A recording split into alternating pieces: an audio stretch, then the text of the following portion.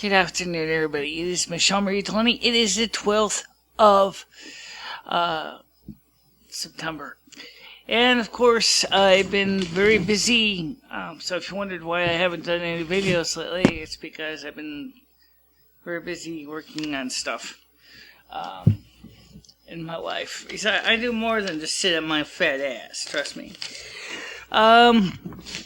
First of all, we got a couple pieces of information to go through. We're going to start with the good thing. We got the scanner working on the Power Mac G5.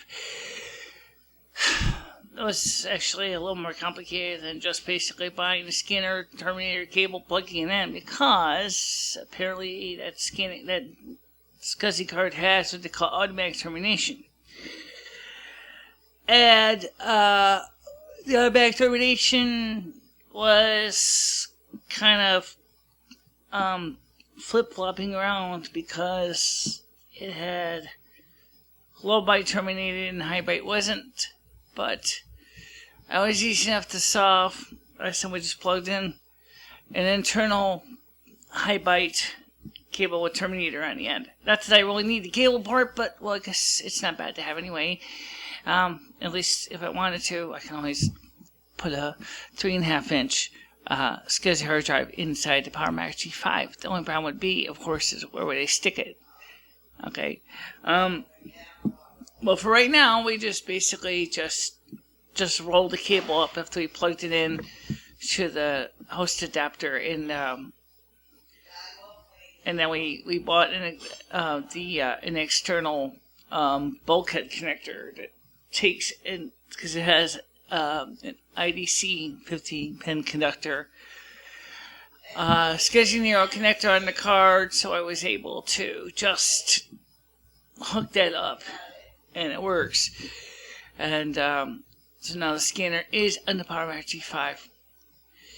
I've got my rant and raves I would love to give you, but I'm going to be polite and try not to get too ranty ravey for you. I'll just tell you this much is, Apple, I think you have made some bad business decisions. I think you have made some of your most loyal customers very upset with you, and your attitudes of your products. So that's all I'm going to say at this point. Now, according to latest, now to more weather stuff, because this is a weather blog. Really, it is. It just happens to be, it covers a lot of the stuff too. They say that the ice sheets of the Arctic have been 60% increase over the prior few years of ice growth. Other trends show that our so-called climate or global warming is becoming a global cooling trend, which I'm not particularly surprised, but it's not necessarily area even, because there still will be areas of the world that are going to be hotter than others, and other areas that are going to be colder than others. So maybe once the system stabilizes, we might see more of a consistency on the Earth environs. Now, what's going to happen is the Earth is starting to see a cooling trend. This is observable in several of the statistics that the National Weather Services and through their parent organization called NOAA and other organizations have been taking over the Earth. And so we're seeing a cooling trend begin, or it's starting to accelerate. This is what the scientists were trying to say. Well, if you ask me, it could go a lot faster, thank you. But I'm looking forward to the new ice age. I really am. Because we might be getting into our glacials again. Now, you see, a typical interglacial on Earth is about 10,000 years. And we were due for the new ice age. Given the fact that the trend in the glacials is pretty consistent, it's almost like clockwork. And then when you start to see the ice build up, it's the beginning of the ice age, which usually lasts anywhere from about 80,000 80,000, 90,000 years. So, yeah, the thing I'm wondering is that could these trends of this ice aging be caused by other things such as particulates in the air? That's a very good question, considering all the wildfires that we've been having in Yosemite and in the west coast of the U.S., and all the acreage that has been burned and all the particulates that have been thrown in the air. That is a very good question. But we also do know that everything on the earth is a cycle that provides feedback loops, and so that it does make sense that all that Yosemite forest burning, all the particulate in the air, is going to reduce the amount of sunlight in the large parts of the country, which is going to cause long-term climate change because of the it changes the barometric pressure and things like that. So, to answer your question, yes, it could make a difference. Fukushima! Yeah, good old Fukushima. Yeah, Daiichi nuclear power plant is up to no good. Radiation levels have increased significantly in the last few weeks. Starting to think that possibly a nuclear reaction is occurring, an unsafe nuclear reaction is already occurring in the waste poles. So there is also concerns about, as I said before, with reactor bay 4 of the removing of the rods, if it could potentially start an open air nuclear reaction. If that happens, there's no control mode to stop it. Okay, so pretty serious. Because several power plants here in the United States have decided to shut down. Vermont Yankee is shutting down. Connecticut Yankee shut down a couple of years ago. And more and more countries are, including Germany, are choosing to get away from nuclear energy for safety reasons, as they can see that the situation with Fukushima and, yes, even Chernobyl indicates that nuclear energy is not so good, environmentally speaking. So, yeah, I think that's a good thing.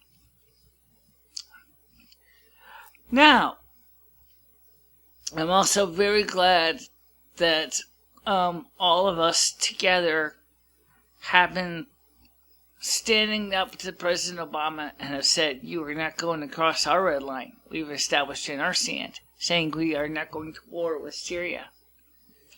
So you can go kiss my ass. I'm glad. You know why? This country can't afford it. We have more politics, but I'm not going to go through everything. There's just too many things. First of all, because I don't think the Republicans and the Democrats are going to get a budget settled together by September 30th. That the United States may actually be facing a shutdown of its government services. I don't know really, when we went through this one a couple of years ago. So, like I said back then, they're going to stall, and then at the last minute, they're going to do something to save their bacon. And that's exactly what they're going to do. And that's a big problem with this country. We have a government that does nothing but make excuses. However, at least this time Congress is listening to the will of people who've said, we do not support any war with anybody, especially not in this case, since Syria really is not an American problem, and we don't want another unofficial, protracted war like Iraq and Afghanistan. So I have to say that that's a very good point, and I think that we need to work on trying to establish a peaceful solution, as that's what ex-President Jimmy Carter believed in, and that's also what MicheleMarieDalene believes in, and so does Vladimir Putin. And even Syria's Assad has agreed that a peaceful solution would be better. So he's agreed to turn over all of his chemical weapons stockpile to international control for disposal.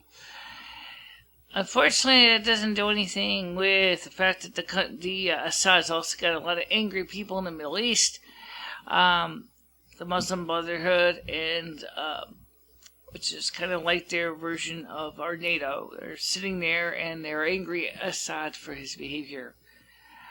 Also, don't forget that Israel also has a large nuclear weapons stockpile as well, and so that there's definitely somebody in the Middle East that has the ability to use sarin gas, mustard gas, and other gases and biological agents against their people if they choose to do so. So, Assad made the right move, but now Israel, it's your turn to give up your chemical weapons too, before you have an incident. And let's be honest, Benjamin Netanyahu is more than willing to drop a couple cylinders of sarin and mustard gas on people of other countries, especially because Israel doesn't like the Muslims, and the Muslims don't like the Israelis, and Syria particularly doesn't like Israel, because they also are the ones that support the Palestinians. So we have a situation at hand where we gotta disarm everybody, not just one country, everybody. All the countries have got to give up their weapons, of chemical weapons. And yeah, might as well give up nuclear weapons to Israel, because, I don't trust you with them either. I think Israel has demonstrated that they are not very responsible. That's another topic altogether. Different, and I'm not going to go into that. Okay, now, you really want to know what I think about Apple and Apple's 5C phone? I have an iPhone 3GS that has served me well for a long time. And it has worked well.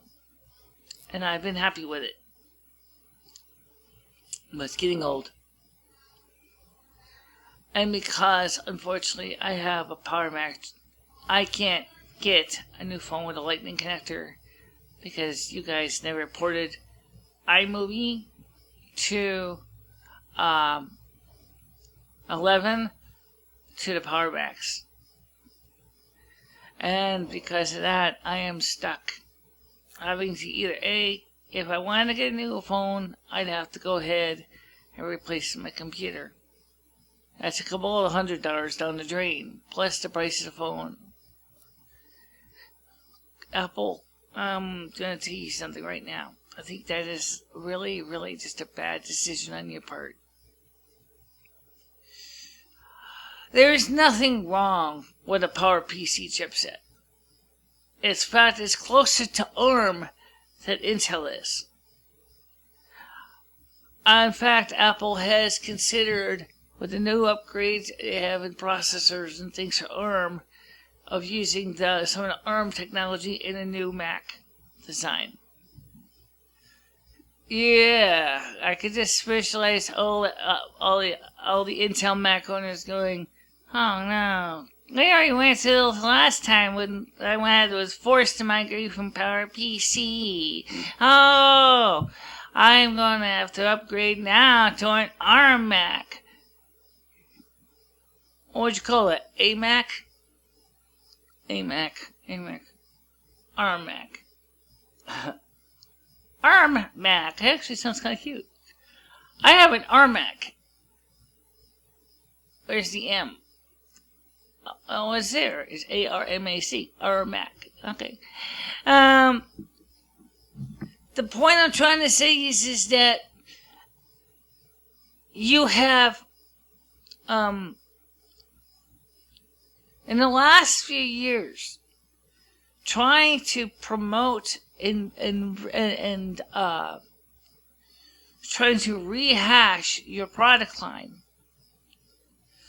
you have lost and alienated a very loyal group of people that would spend money on software and hardware upgrades. We were a happy group, for the most part. I mean, maybe there were a few Mac owners that may not quite have been too content. But for the most part, Mac owners were happy people. Okay? All of a sudden now, Macs were known to just work. Okay? They were always, respected for the reliability.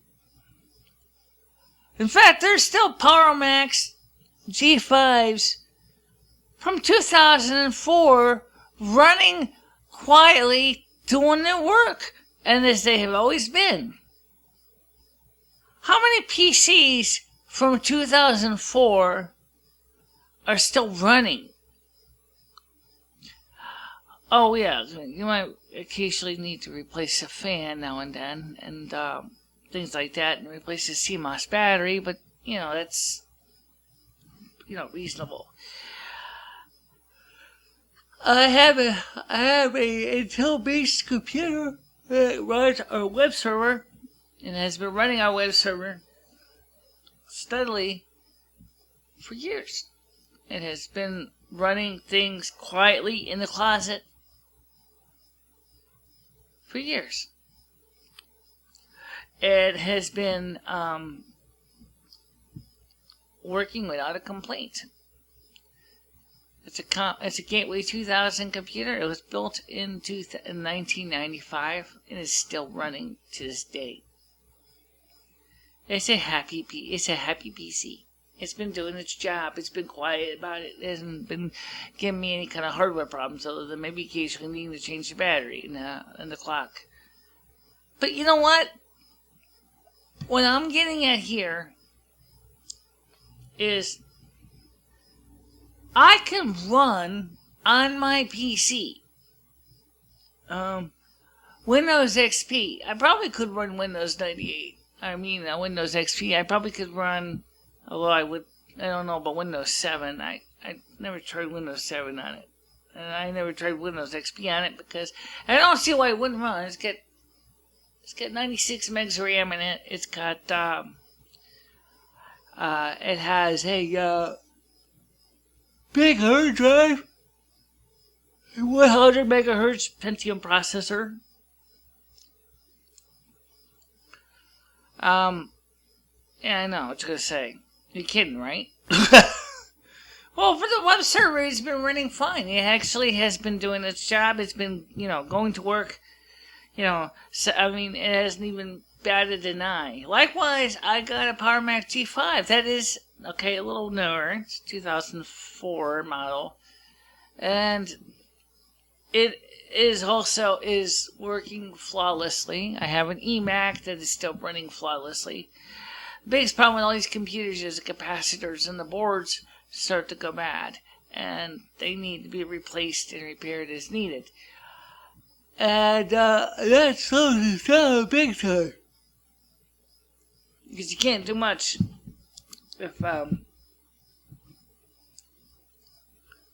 processors are starting to show signs of failure. It's not so much the processors that go bad on most computers, it's the capacitors, especially the electrolytics that go bad. And that's the same with all electronics. Electrolytics are used because they have a high capacitance value given their size, but unfortunately, they do fail. And when they fail, and they take the rest of the computer down with it.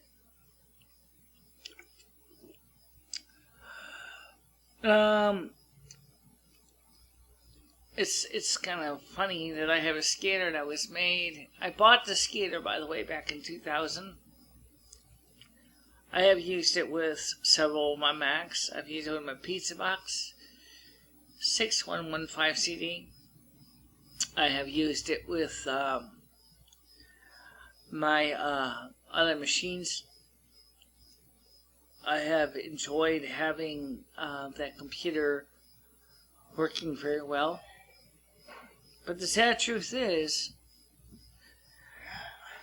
that all these computers have in common is that they are old.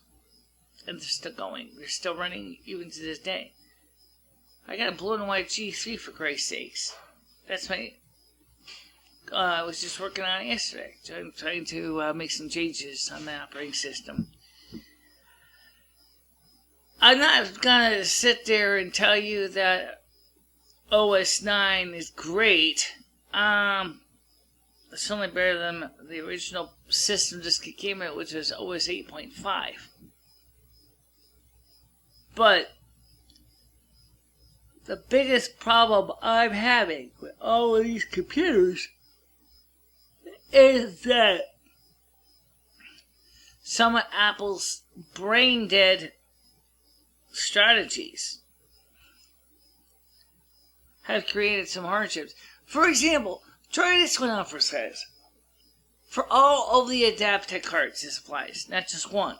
Okay, includes the 39160. This includes the 2940 U2B. This includes the 2940 UW. This includes the AHA 2930 CU. Is this to access the BIOS configuration on the card? You got to run a program from the Mac. Here's the problem: your Mac has got to be booted first into OS 9. Okay, G3 runs OS 9 natively and doesn't bitch. The Power Mac G5, forget about it. I mean, you can't even do it under an emulator. Okay, not for this kind of stuff. You have to be able to access the real honest to God computer processors and cores and everything else to do this, and the BIOS, non-volatile RAM, to fix all this. So what I'm trying to say is, instead of being able to simply just fix the problem, like I can on a PC. If I hold on the computer boots up, I hold down control and I press A at the appropriate time. It goes into the adapter utility and I can set the termination and all that. I have to go through. Find a computer that runs OS 9 that's also has the same compatible slot. Well, fortunately enough for us, our Power Mac G5 and PCI cards work in the Power Mac G3. Okay, the 3.3 volt, but the Power Mac G3 supports both, so it's really not a big deal. But it's just the fact that I have to take the card out of one machine, put it into the other machine. Like I said in another video, SCSI cards are static sensitive items, so you don't want to start moving stuff around because you might, cause damage to the card, and then you're SOL if you have a draft. So that, it kind of sucks. And it really does bother me that Apple and Adaptec, both of you, could not work together to create an upgraded version of your firmware adjustment program to work with the computers that can't run native OS 9 applications. It would have made our lives a hell lot easier. Okay? However, here's part of the problem, and it is really, it's because of the nature of Tiger and Leopard that this is the problem. A user application cannot access the firmware of the machine except through privileged system calls, which means, and it's the same as with Linux. So even if they were to write the driver, there is the equivalent of a big partition between the two sides. So you can't, a user program is not allowed to dick with the hardware. Okay, that's only for the drivers in the kernel. So if you're trying to modify system settings on the card, the driver would have to be able to do that. Now, how can we do that? Well, let's see. How about this? Since we know the drivers can and the kernel can, why not have an option in the driver where it could look for configuration file when it boots up? After all, it's a secondary driver. It's installed after the system's already started. So when it goes to load the driver, it can see that there's a configuration file that says what kind of termination, what kind of I/O, what kind of speed, what kind of processor type. Maybe they already got that. I don't know. But unfortunately, the way Apple's Leopard and Tiger deal with I/O is just totally alien to me. From Linux, my Linux experience, usually everything is pretty straightforward. You usually just have a Linux section. You load your driver using ModProbe, and then you would basically, all the stuff that the driver needs is stored in that binary module. If there is a configuration file, such as like there is for some of my wireless cards, you have a section in your etc. directory which holds all that information, so you can go ahead and change the information so that the next time the driver loads, it'll update its settings with the information that's in the file. But unfortunately, Apple has done everything they could to really confuse the hell out of you. I don't like Leopard. I don't like Tiger. I really don't. I can't stand either one for this part of the thing. It's like you guys have got this thing so screwed up that nobody, except an Apple engineer, is going to be able to tell you what the problem is. But try to talk to Apple engineer, and they're like, "I'm sorry, we don't do PowerPC anymore, so you're on your own." Well, that doesn't help me if I have a hardware problem, is it? I mean, this is your product. So you mean to tell me you can't tell me what I'm supposed to look for? What kind of a piece of the puzzle? By the way, I also have tried Wheezy, Debian Wheezy on that same computer, Primary G5. And Wheezy, it worked, but I didn't like this. I repeat this one emphatically. I do not like that desktop management system they're using. It's Butkus. I don't like it. It's not GNOME, it's not KDE, it's some other funky stuff, okay? So I was like very, very disappointed with Wheezy. I was able to find the full DVD media for the predecessor, which is Squeeze. So it's a 6 point something. So I downloaded that and I burned the original and actually I didn't burn it. I'm gonna burn it. Got the ISO images. I'm gonna burn those onto DVDs and install them on the Power Macs. And likewise, I gotta also do some software upgrades for on a Dell computer that's been sitting in our closet. Somebody wanted to use it. This computer needs to be redone because it's just a messy dinosaur. And I'm also going to install, might as well, right? The Symbios 22910 dual channel Ultra 160 card in it, because it's obviously doing me no good where it is right now, which is sitting in a box. So put that to work and then go from there. I guess that's about it. I mean, if you have any comments, concerns, suggestions, complaints, grapes,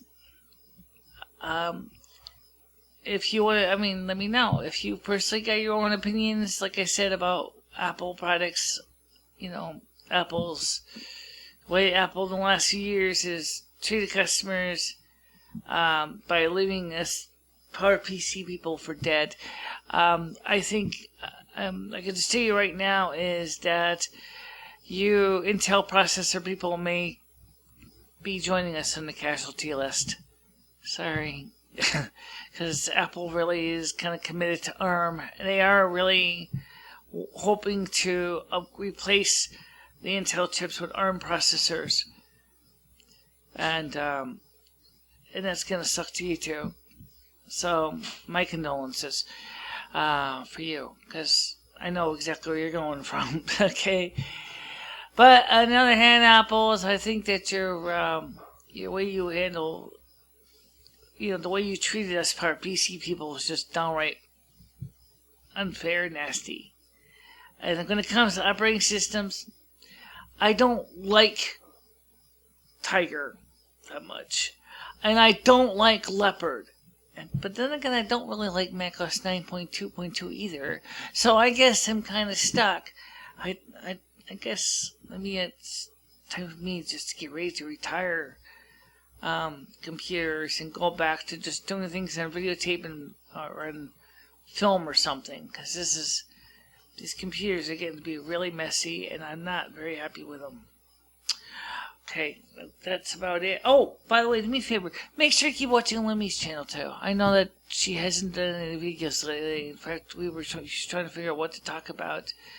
I think that she wants to talk sooner about something. What are you going to talk about? I have no idea yet.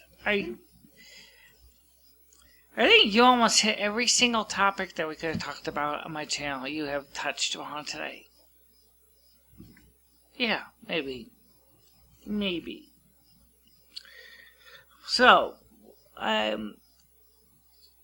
just make sure to give Limmy's channel a check out. And if you look in the description below this video, you'll find all these ways to contact us all and let us know what you feel and any comments or suggestions.